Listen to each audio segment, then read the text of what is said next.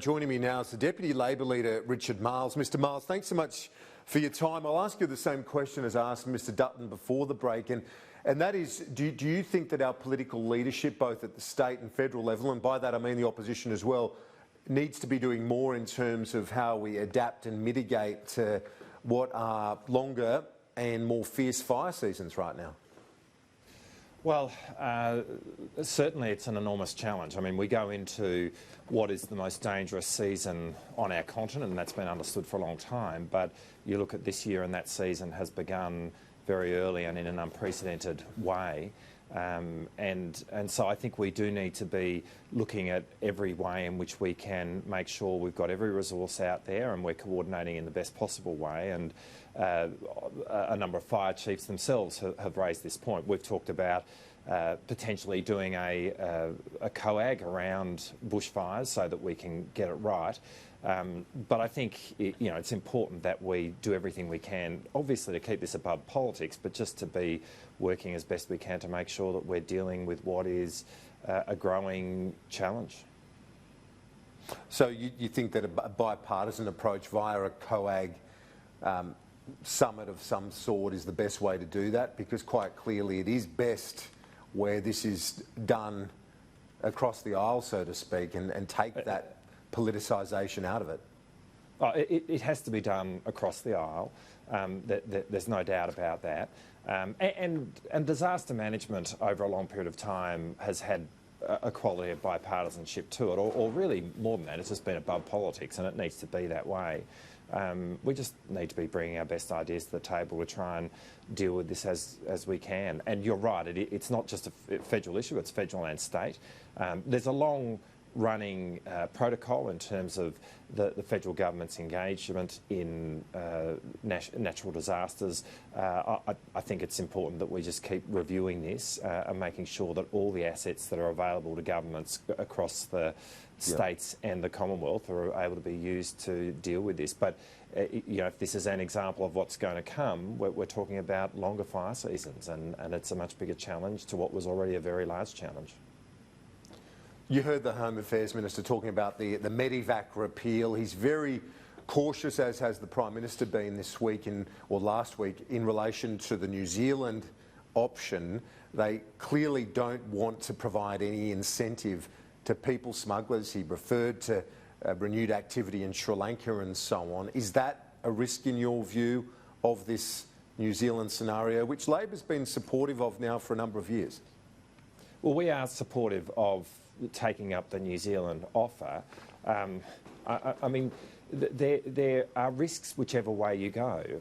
There's risks in the US option, but it's what needs to happen. But the biggest risk of all is to leave people on Manus and Nauru indefinitely. I mean, that raises appalling prospects, not just for the people involved, but actually it raises very real risks for the ongoing viability of our border security, because it places into question the effectiveness of offshore processing, which is a really important tool in terms of establishing strong border protection. So if offshore processing is to work, then it needs to be processing. It can't be indefinite detention, and that means you need to find options. So there is no risk-free solution here, but you've got to do your best to manage those risks. And right now, a situation where you're leaving people on Manus and Nauru for a very long period of time is a much bigger risk than anything else. And I fail to really see how the offer of taking up the offer of going to New Zealand is in any significant way a different risk to the offer which the government is rightly pursuing in terms of taking up resettlement options in the United States. And is there a way, in your view, to implement a permanent ban on that cohort if they are resettled in New Zealand from coming to Australia? Because that is both Labor and the government's position that they should not be allowed to come to Australia. Is that possible? Well, let's just... there have been ideas putting New Zealand to one side that the government has put forward about permanent bans of people ever coming to Australia in any context. That's not the position. If people go and take up the US option, for example, and in due course become American citizens, then you would relate to them in an immigration sense as you do to any other American citizen. But what is important is that those who went to Manus and who have come to Manus and Nauru, those who have sought to come to Australia by boat after July of 2013 are never able to resettle in Australia. That's really the point, and that's a very important principle to put in place so that our border security is strong. Would you look at supporting a ban, though, of them from ever visiting Australia? Because that's certainly the message from the government, that if they were ever to countenance the New Zealand deal, that would also be the arrangement. Well, I think we have to be sensible here. I think there potentially are options for looking at how the immigration relationship between people going to New Zealand under this offer are in respect of their relationship with Australia. But ultimately, this is for the government to work through. The issue here over a long period of time has been the government's failure to pursue and realise genuine third-party resettlement options with countries around the world. It took a long time to get the American deal going. All their eggs have been in that basket. It is an important arrangement, but it's not one which is going to resolve the fate of all of those who are on Manus and Nauru. And ultimately there does need to be resolution for everyone on Manus and Nauru, because to have anybody in those places indefinitely gives rise to, as I said earlier, a terrible situation for them, one which we should not be countenancing as Australians, but also a really dangerous situation in terms of the ongoing viability of our offshore processing. That's what the government needs to resolve. And the New Zealand offer, I think, has a role to play here, and we've been making that point for some time. But I think the government needs to be looking at other third country resettlement options as well, and we've been making that point also. On the China relationship, the Home Affairs Minister argues that the government's got the balance right, that the Prime Minister's got his language right. Do you agree with that? I know you've been critical that there hasn't been enough consistency, but under Morrison, Prime Minister Morrison, do you think that they're starting to get that nuance correct in terms of pushing back on the one hand but engaging on the other? Well, I think that this is a very complex relationship. Mr Dutton was right in making that observation. We need to be thinking very carefully about how we get it right. It's not one that is binary. It is a mistake to consider China as the enemy. We need to be doing everything we can to make sure that we create the space and have the courage to articulate Australia's national interest when it differs from Chinese action in places like the South China Sea, for example, and we need to be very clear about all of that. The place of the American alliance and its centrality in Australia's worldview, that needs to be a critical message and that is sent to China.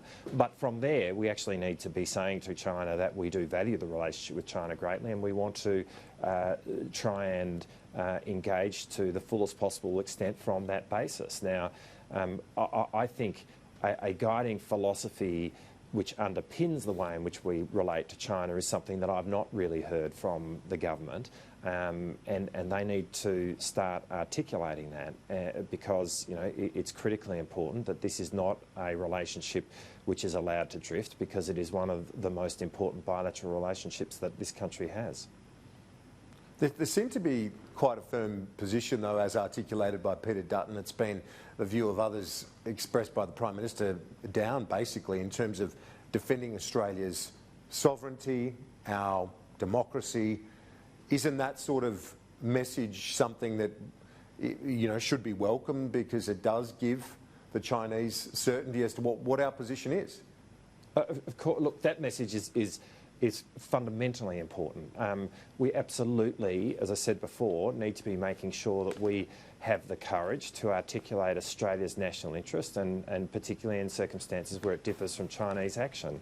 And our national interest is absolutely about defending our sovereignty, maintaining our position as a nation which is a liberal democracy. These are incredibly important principles in the way in which we relate to China, as indeed we relate to any country in the world. We need to be able to state who we are and the terms on which we engage with the world. Having said that, it's then important that there is a process of engagement, because we're talking about Australia's largest trading partner. And if we are going to do the level of business that we do with China, it's also important that we seek to engage with them politically. And I think that's there's a lot of work which needs to be done in that space. On finally to the wrap-up of the year for Labor, seeing the parliamentary year conclude, are you encouraged by the unity of purpose within your opposition right now? Because we've seen elections gone by where an opposition suffers a devastating defeat like you did. I think back to 2001 and the party basically ripped itself apart over leadership issues over a number of years. Are you confident that you're beyond that now within your party? What's your sense of it as you wrap up? Is Anthony Albanese, has he got that sense of confidence among your colleagues? Look, I think he has, and I think Anthony's done an incredible job. And your observation before was correct. This was a devastating defeat that we suffered in May, and it struck me soon after the defeat that, in a sense, our story that would be written over the course of this term would largely be about whether we were able to come to terms with, learn the lessons from, and get past the election. I mean, that was perhaps going to be our biggest challenge, given the size of the devastating defeat that we suffered. But I think we've done all of that. We've had the review. It was a review which was very honest, and there was no holds barred in it, and it contains within it a whole lot of very important lessons for us to take forward. But we've done that review. It is now in the rearview mirror. We finished the year absolutely with a sense of purpose and unity. I think Anthony's doing a fantastic job in all of that, and really has done, I think, a remarkable job in leading us through what has been a very difficult period, and that we get to this moment at the end of the year with a spring in our step is, I think, actually an unbelievable achievement in the context of what occurred in May. Is there still some, life left in the old left-wing warrior, though, Anthony Albanese? Because we've seen the review in New South Wales of the party there, Michael Lavarch's review, which has seen some changes to the way the state party works, including 75% of the New South Wales branch needs to elect the president and so on. It's seen these changes as boosting the left faction and diminishing the traditional power base of the New South Wales right. As I say, is this the old left warrior taking this opportunity of reform to smash the right faction, basically? No, is the short answer to that question. Look, Anthony is now the leader of the Labor Party, and one of the steps, indeed, in a sense, an automatic step that he took on becoming the leader of the Labor Party was to leave behind his factional past and be the leader for everyone. So he's no longer in the left. And I'd make the point in relation to the Lavarch review that this was an independent review that was done. It's Michael Lavarch's recommendations which are being put in place, and they are ultimately about making sure that the New South Wales branch is in the best possible position to put Labor's case forward at both. Well, it's about making sure that branch is in a position to contest elections, both state and federal, in New South Wales. And this is Michael Lavarch's work, and Michael Lavarch actually is of the right, and so this is not a factional thing. This is about trying to put the New South Wales branch in the best position possible, and in that sense, this is that's what's at the centre of this.